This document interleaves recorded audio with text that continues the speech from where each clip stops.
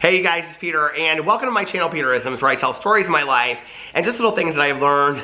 Somebody's tired, as I have grown into the person that I am today. And it is a beautiful spring, summer, I don't know what you would call it, spring, summer day. Thank you, Pee-Pee. He's hosting. He's sitting on this side today instead of the other. He usually sits right over here, but today he's sitting over here. It is a beautiful spring, early summer day outside. The wind is blowing, the storms are over, people's electricity is finally coming back on. We had horrible storms here the other day, and I was here with the dogs, and I was like filming and stuff, and I didn't really realize how horrible it was. And the next day, Alex told me, or that night, Alex told me, he said that all of like the trees were down and the electricity was off and all this kind of stuff. Ours flickered off and on and was off for a while, and we had candles. It was kind of cute, it was nice, you know. But that night when I vlogged, I went north, and I think that the storm hit from here south, because when I was driving around the next day, there were like trees, I mean, humongous trees. The power of nature was just incredible to me. I didn't realize that. And last night driving around, 24 hours later, a lot of the electricity in the neighborhoods around us was still off. And I was like, this is crazy. I didn't realize the storm was that bad. It's funny because whenever we have storms, this has really nothing to do with today's video, but whenever we have storms, like Pee-Pee and Tucker don't really have an issue with it, but Boo Radley, he's staring at me right now. He hates the storms. He's always really scared of them. I actually think, did I make a video that day? Because I was talking about the thunder jackets. But anyway, so I want to do a meditation today, now that it is beautiful and we're back and can relax and have some serenity and peace of mind. I want to read the meditation from today, and this is from The Journey to the Heart, Daily Meditations on the Path to Freeing Your Soul by Melody Beatty. Love all of yourself. Do more than just accept yourself, tolerate yourself, put up with yourself, endure who you are. Love yourself. There came a time in my life when I simply could no longer put up with putting up with myself. I had talked about self-love. I had said out loud that I loved myself. The words were good, but they didn't ring true. I had to actually begin experiencing and practicing love for myself. It became the next step on my path. Boo Radley just jumped over. To live in a magical way, one in which you connect with the universe, loving yourself isn't optional. One of the things that Melody Beatty does that I really, really love is that she uses the word magic to define...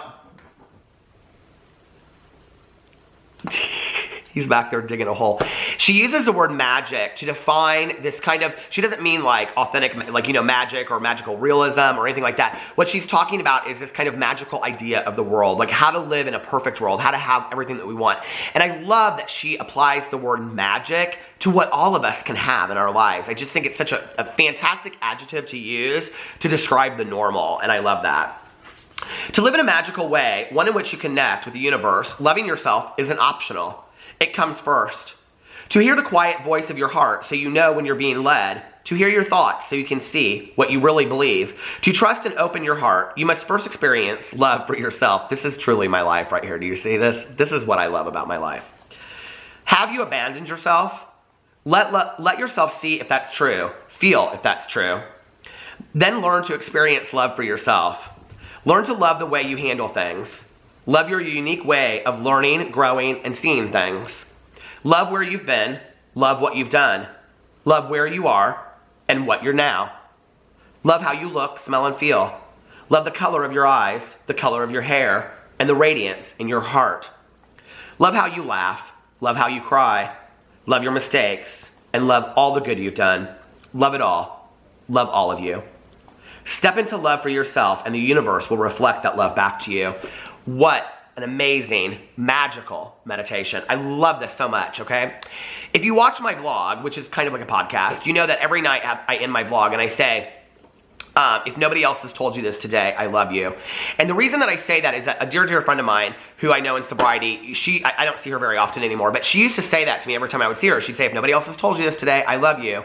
And, you know, it's interesting to me how many people have responded to that and said, thank you for saying that. Like, I don't hear that from anybody else. I don't hear that I love you from anybody else. And, you know, we often think that maybe those are cliched words, or, you know, we say in relationships, like when people say like, oh, I don't say I love you until I've been with somebody for a year. To put time limit on love is always interesting to me, you know.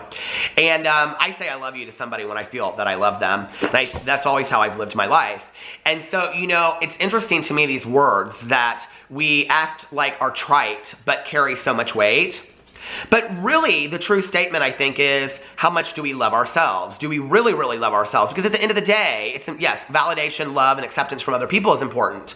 Romantic love is different than friendship love. And I think anybody that's been single for quite some time that wants to be in a relationship will tell you that. You know, people will say, oh, but you have so many friends, you're so busy. Yes, but everybody wants that romantic love, right? So all kinds of love are different, but self-love is, I think, one of the most important, because if we don't have that, it doesn't really matter what we have from other people, you know?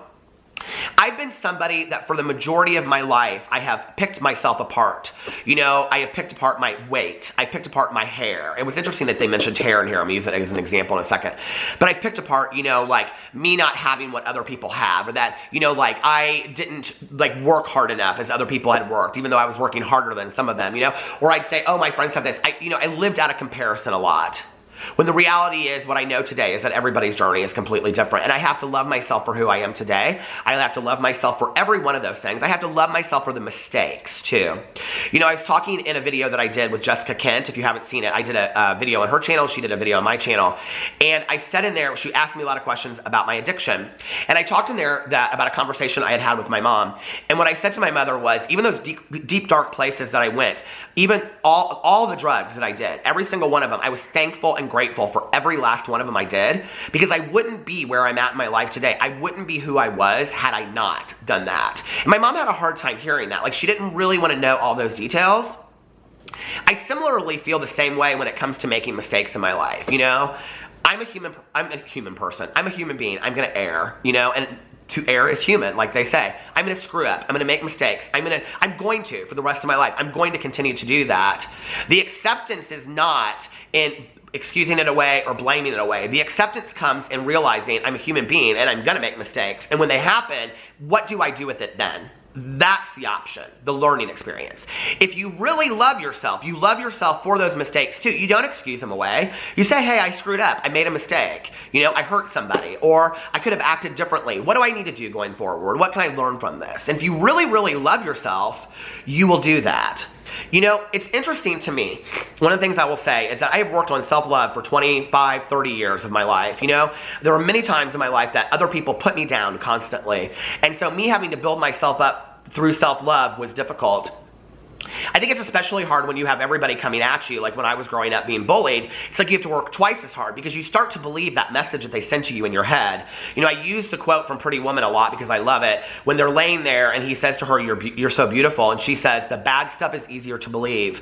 When someone tells you something about yourself long enough, you start to believe it. And I did that. I started to believe what other people said about me, things that were not true, that I had no value, I had no worth, that I wasn't good enough, that I didn't deserve to be loved. Those were the messages that I was given, the way that I was treated by my peers when I was growing up, and it was inaccurate, and I bought into it, and I lived that lie for a long time, that I had no value. And today I know that that's just not true.